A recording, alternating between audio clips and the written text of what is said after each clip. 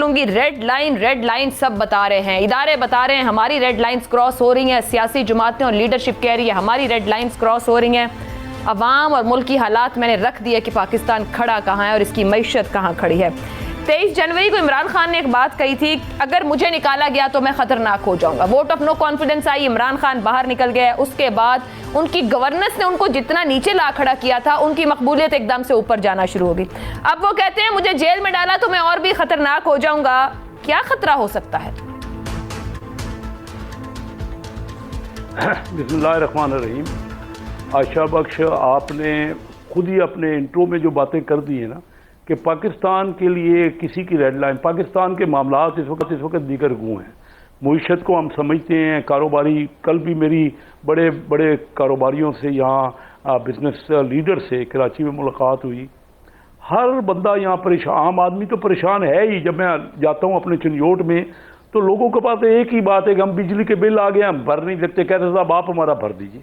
اب میں بتاؤ کسی کے پاس فیس نہیں ہے اپنے اسکول کی، جو ہم نے حالت اپنے ملک کی بنا دی ہے، معیشت جیسے آپ خود کہہ رہی ہیں کہ اگر 30 ارب ڈالر، میں تو یہ سن کے رونگٹے میرے کھڑے ہو گئے۔ 30 ارب ڈالر میں سمجھتا ہوں بہت بڑی رقم ہے، اور اگر ہماری کل جی ڈی پی 370 ارب ڈالر ہے تو اس کا تقریباً 8-9% ہے۔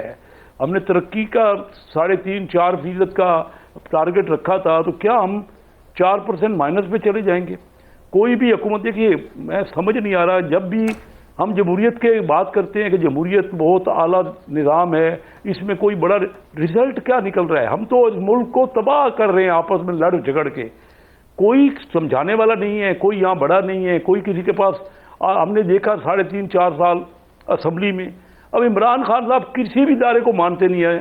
اسمبلی میں وہ کہتے ہیں کہ کوئی کسی اپوزیشن سے انہوں نے جا کے ڈائیلاگ نہیں کرنا۔ آج جب 12 بجے سپریم کورٹ کھلی، اس کام کو ہینڈل کرنے کے لیے جو کہ بالکل ارریگولر اور غیر قانونی ان کے ڈپٹی اسپیکر کر رہے تھے سوری صاحب، تو اس کے لیے اگر کھلی تو کہتے ہیں سپریم کورٹ رات کو کیوں کھل گئی؟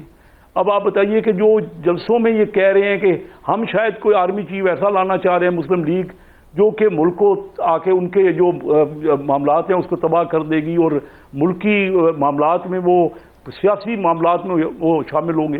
اگر سینئر جنرلز کا بھی اس پر ان کو اعتبار نہیں ہے، اگر الیکشن کمیشن پہ ان کو اعتبار نہیں ہے، اگر ایف آئی اے پہ ان کو اعتبار نہیں ہے، اگر پارلیمنٹ کے نظام پہ ان کو اعتبار نہیں ہے، اب اگر امریکہ کے لیے وہ کہتے ہیں کہ وہ رجیم چینج کر رہا ہے، مجھے یہ بتائیے کہ ہم نے کہاں رہنا ہے؟ اپنے ملک کو ہم کہاں پہنچا رہے ہیں؟